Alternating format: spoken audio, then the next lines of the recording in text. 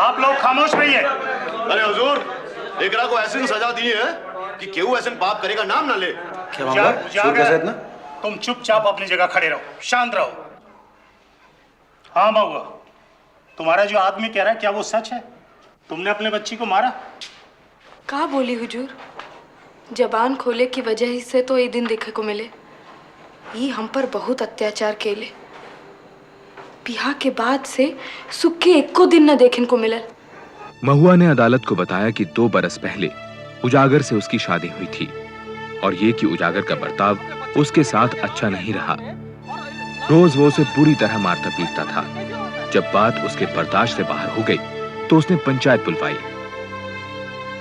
उजागर कहा था कि तोहार बिंदी टिकली करे से फुर्सत ना मिलेला, काम काज में तोहार मन ना लगेला, और तू कहतर कि ई हमरा के बहुत मार मारे।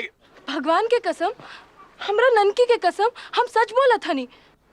पर अब और बर्दाश्त ना हुई।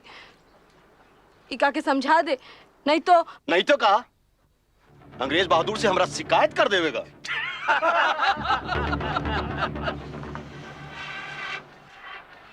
बिरादरी के सामने हमरा नाक कटाई के खुश हो गेला तू। अब मुंह में दही काहे जमा लेला? अरे दुपहरिया में तो बहुत बकर बकर करत रही, अब घूरत का है? अरे तोरा लक्षण के कारण तो गांव का लोग हम पर हंसत है। उजागर के तो अपना मेहरारू पे काबू ही नहीं के। अरे जाए दे बाबू, जाए दे, एकरा तो कोनो फर्क ना पड़ी। ना माई, हम एकरा को आज ठीक करके ही छोड़े।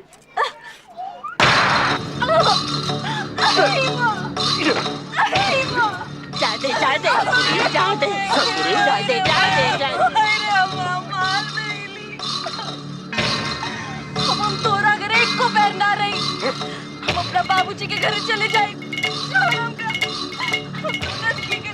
ननकी का छोड़ दे, नहीं तो हमसे बड़ा कौन ना हुई। चौखट से पांव आगे बढ़ाओला तो तोड़ टंगली तोड़ देगा। चुपचाप बैठलवा घर में।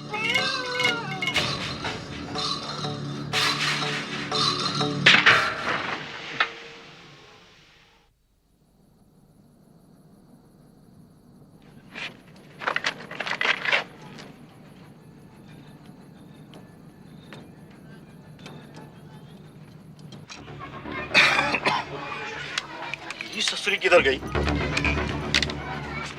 भाग गई चुड़ैल। अब ये ससुरी हमरे से नहीं बची। अरे बाबू, जरा शांति से काम लेन। अरे कछु ऊंच नीच ना कर बैठी। महुआ,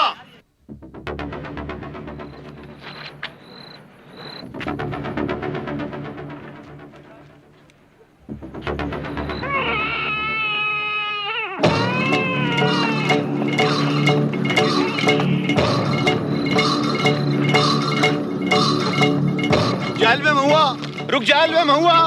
अरे पराइगल में का रुक जाल में महुआ। महुआ रुक जावे, पराइगल में रुक जाल महुआ।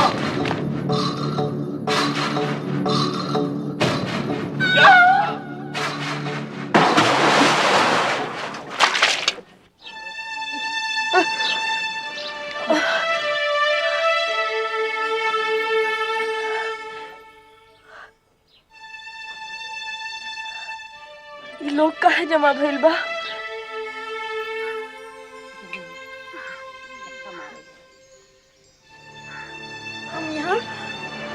हम यहाँ कैसे आ गए?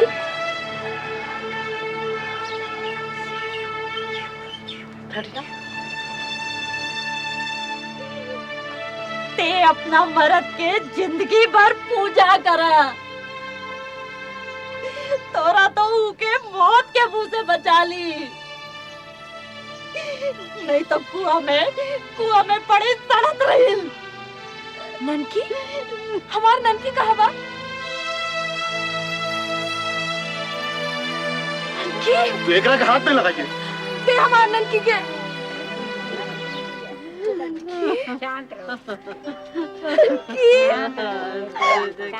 तो एकरा की जान ली ना, अब तस्वीर कहे बात रही।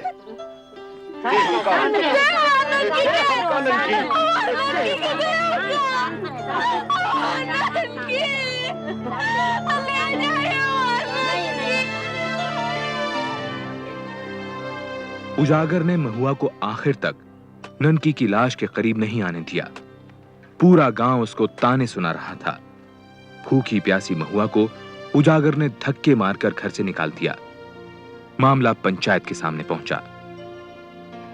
तोर मरद तोरा पीछे दौड़त रहे, तोरा के बचावे खातिर तो रुकले काहे ना? बचावे खातिर ना, हमरा के मारत खातिर दौड़त रहा। का बोलत? तोरा के मारे खातिर दौड़त रहे तो तोहे के कुएं में कूद के बचाहत काहे? राम प्यारी ते चुप रह, ओकरा के बोले दे। जब हमरा पीछे ही दौड़लन तो हम बहुत डरा गई नी, हम घबरा गई नी कि का करी का ना करी। हमरा समझ में कुछ नहीं आयल। सामने कुआं देखे उमा जाकर कूद गई नी। ननकी को लेके हम कूद गई नी। सरपंच जी, वही दिन इतना गुहार कईनी कि हमका बचाए ले, हमका बचाए ले। पंचायत में क्यों ना सुने? अब देखी का होए, हमरा लड़कियों से छीन गए। अपनी लड़की को मारी के बाप हमरा सर पे चढ़ावल चाहत। डाइन है डाइन, अपने बच्चे को खा गई। देखो गजब होई कमा। हम मार दे नी ननकी के, हम मार दे नी ननकी के, हम मार दे नी ननकी के। हाँ, हम मार दे नी ननकी के हुजूर, हुजूर हम ननकी के मार दे नी। खामोश। अब महुआ के इस इकबालिया बयान के बाद अब मैं ये केस बनारस सेशन कोर्ट को भेज रहा हूं, जहां महुआ पर 2 केस चलेंगे, एक आत्महत्या का और दूसरा अपनी बच्ची की हत्या का। महुआ, तुमने कोई वकील किया क्या? जब हम कही देने कि हम अपना ननकी के खुद ही मार देनी, तो फिर वकील बाबू का योर ऑनर, अगर कोर्ट इजाजत दे तो ये केस मैं लड़ना चाहूंगा। मेरा नाम श्रीकांत अवस्थी है। इजाजत है।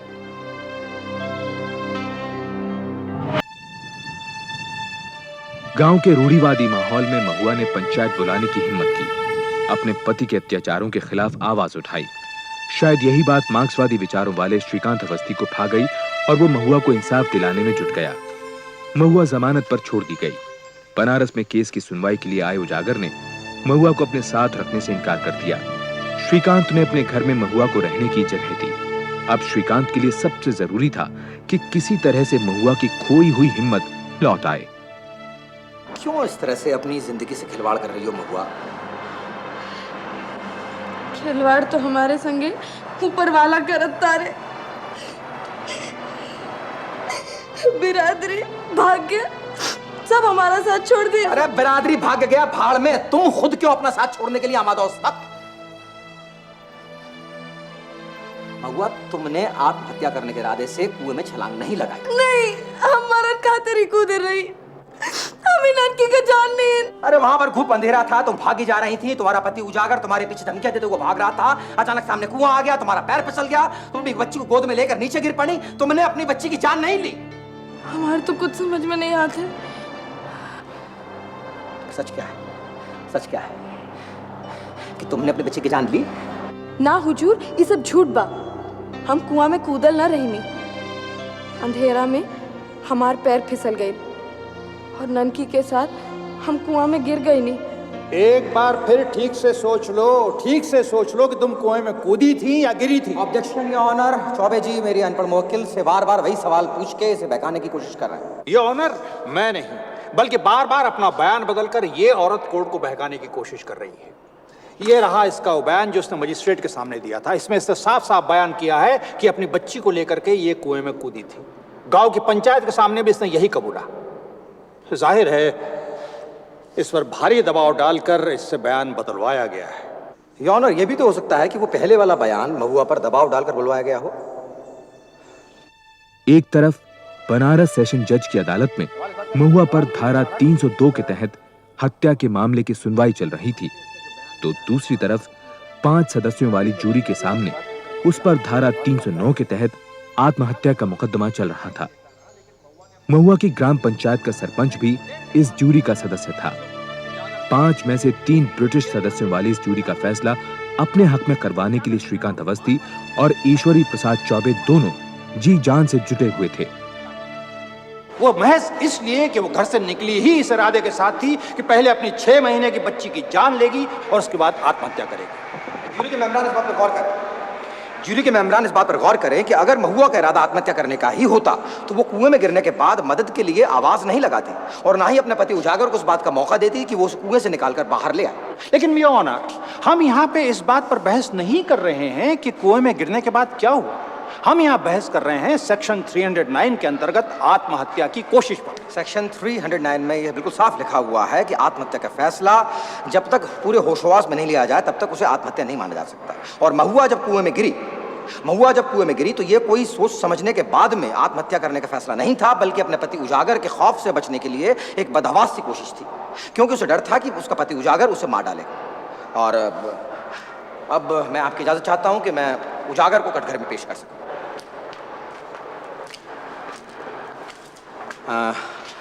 क्या ये सच है कि महुआ से तुम्हारी बनती नहीं थी? पूरा गवार से क्या बना के रखी साहब? अच्छा, तो क्या इसलिए तुम उसे मारते पीटते थे? अरे मरद बहरारू में तो मारपीट होत रहे साहब। एक ही मतलब तो नहीं कि भरल पंचायत में हमारा नाक कटाई दे, हमारा इज्जत गिराई दे। यही बात की खातिर में इसको डांटन रही और ये ससुरी हम पर भड़क गई। एक मिनट जरा आराम से याद करो कि तुमने उसे सिर्फ डांटा ही था। भगवान की कसम साहेब, भगवान की कसम। ये झूठ बोलत रे।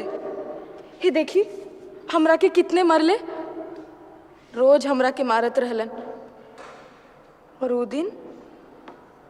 ऊ दिन भी हमका मरते रहले। क्या महुआ सच कह रही है? उस रात उजागर ने महुआ को मारा था कि नहीं? एकरा के तो लच्छा नहीं आई सन भा, मार खाए वाला हमेशा अपनी मनमानी करत रही। अच्छा, और उस रात जब उजागर महुआ को ढूंढने के लिए निकला तो वो क्या कह रहा था? ई कहलस आज ससुरी हमारे हाथ से न बची।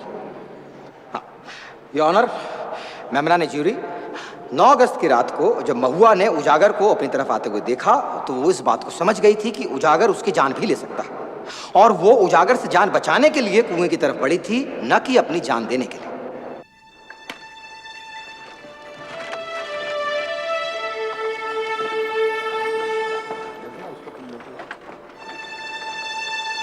का जाता नहीं, ये रास्ता तो रेलवे स्टेशन की ओर जाता नहीं। चौबे जी, ये ससुरी भागती है। अब अपना केस बिगड़ जाए चौबे जी। अरे भागते कहाँ हो? कहाँ भाग के जा रहे हो? और वो भाग कर आखिर जाएगी कहाँ? इससे तो उनका केस बिगड़ेगा। चौबे जी, हम ओकरा वकील बाबू को नहीं छोड़े। अरे अरे उजागर, ए उजागर, उजागर!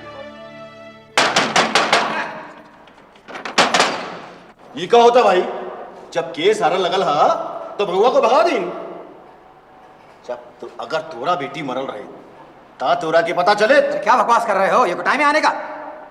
वाह जी वाह, महुआ को तो भगा दे और हमका कहते रहे कि टाइम है आने का। क्या किसने भगा दिया महुआ को? महुआ, महुआ काहे नौटंकी करत रहे? रहू तो स्टेशन की ओर जात रहे और तू हमका नौटंकी कर रहा। अरे जात की तरह ससुरा।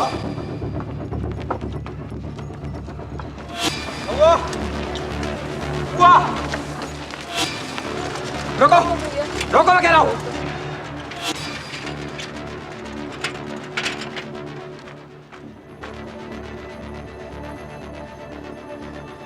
क्या मजाक है ये? हैं? कहां जा रही थी? जाओ, शौक से जाओ। अरे बेवकूफ, पुलिस तुम्हें पाताल से भी खोज निकालेगी, तुमको मालूम है? और उसके बाद अदालत में मेरी बात सुनने वाला कोई नहीं होगा और फिर सड़ती रहना जिंदगी भर जेल की कोठरी में। जाओ, अब रुक क्यों गए? जाओ। आप समझत नहीं की वकील साहब, हमरा तो फांसी होइबे करी। सब समझत हम अपना ननकी के मरले बानी। सब जज बालिस्तर जी हमरा पे फैसला देवे।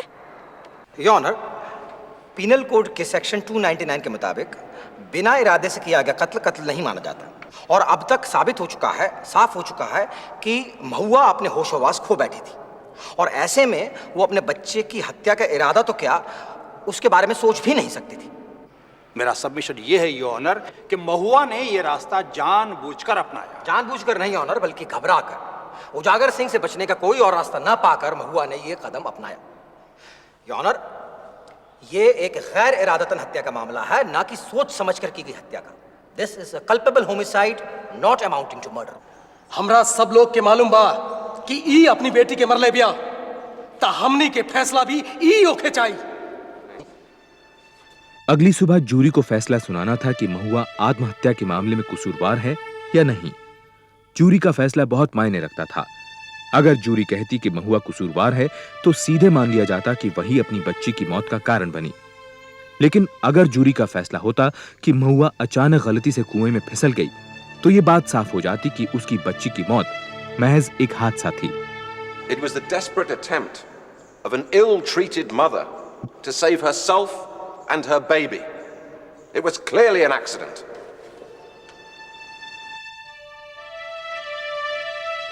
चूंकि महुआ पर चल रहे दोनों मामले जुड़े हुए थे, इसलिए तय किया गया कि आत्महत्या पर जूरी का फैसला हत्या का केस सुन रहे जज के सामने ही सुनाया जाएगा। Has the jury reached a verdict? We have, Your Honor. In the case of the Emperor versus Mahua, we find the accused not guilty of attempted suicide. She is to be acquitted. The jury's verdict is baseless and should be set aside. जज ने कहा कि jury का फैसला बेबुनियाद है, इसलिए उस पर ध्यान न दिया जाए। जज का मानना था कि महुआ आत्महत्या की कोशिश के मामले में दोषी है, इसलिए अपनी बच्ची की मौत की भी वही जिम्मेदार है।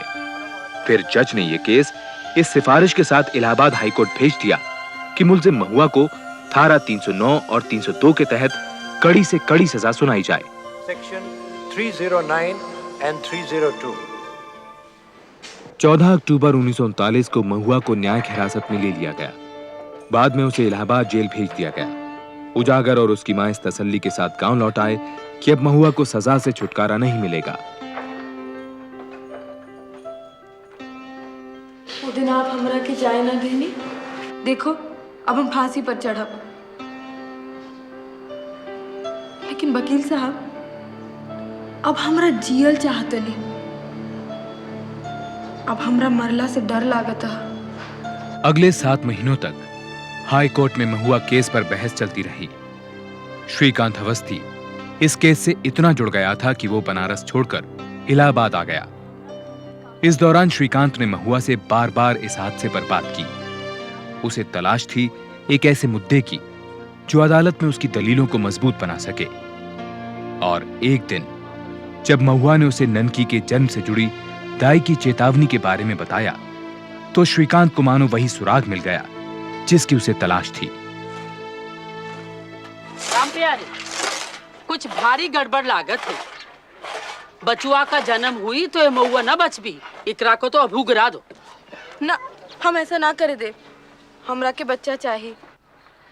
अरे कुछ हो जाए तो हम देख ले। महुआ के इलाज के खातिर हम इसके तहसील तक ले जाए।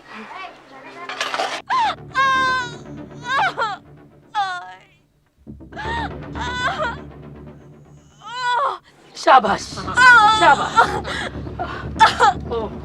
इकरा के तो बहुत खून गिरा थी, अब ते न बच भी।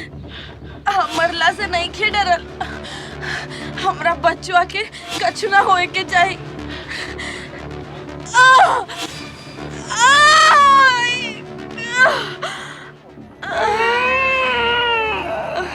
उजागर, तोहा लड़की बैल बा, बाहर जा, लड़की का मुंह देख ला तो तोहरा दिन दशा खराब हो जाए। और अपनी बच्ची का रोना सुनकर महुआ उस एक पल में फिर से जीने के लिए बेताब हो उठी। मौत से जूझने लगी, क्योंकि वो जानती थी कि उसके न रहने पर उसकी ये बच्ची, उसके पति उजागर और उसकी सास रामप्यारी की आंख में हमेशा किरकी बनी रहेगी, क्योंकि वो लोग लड़का चाहते थे, लड़की नहीं। माय लॉर्ड, एक मां की इस इच्छा शक्ति के सामने ना तो कानून के पास में कोई जवाब है और ना ही साइंस के पास। और उस बच्ची के जन्म के बाद दाई ने उसे आकर बतलाया कि वो दोबारा कभी मां नहीं बन पाएगी। आप क्या कहते हैं इसके बारे में चौबे जी? महुआ इस बात से भली भांति वाकिफ थी कि इस बच्ची के जन्म से उसकी जिंदगी को खतरा हो सकता है। लेकिन इसके बावजूद उसने बच्चा नहीं गिराया। क्या आप इसे भी आत्महत्या कहेंगे? माय लॉर्ड, जिस मां को यह बात मालूम हो कि वो दोबारा कभी मां नहीं बन पाएगी, क्या वो अपने इकलौते बच्चे की जान लेने की मंशा रख सकती है? जूरी के फैसले से सहमत होते हुए अदालत ने महुआ को आत्महत्या के मामले में बेकसूर माना और उसे धारा 302 के तहत कत्ल के इल्जाम से भी बरी कर दिया। महुआ को culpable homicide not amounting to murder के जुर्म में 6 महीने की सजा हो सकती थी, लेकिन अदालत ने यह कहा कि चूंकि महुआ पहले ही 8 महीने जेल में गुजार चुकी है, लिहाजा उसे रिहा कर दिया जाए। कौन पागल वकील का बचा ले? गांव वालों के तमाम लांछनों के बावजूद महुआ के कदम नहीं डगमगाए। उसने अपने दम पर पूरी जिंदगी गांव में ही गुजारी। महुआ ने जब आखिरी सांस ली, तब हाई कोर्ट के फैसले को 30 साल बीत चुके थे। आगे चलकर श्रीकांत अवस्थी ने इलाहाबाद हाई कोर्ट के बहुत बड़े वकील के रूप में अपनी पहचान बनाई। 4 बरस पहले उनका भी देहांत हो गया। न्याय की लड़ाई लड़ने वाली महुआ का केस आज भी कानून के छात्रों को पढ़ाया जाता है। भारतीय न्याय इतिहास में यह केस मील का पत्थर है।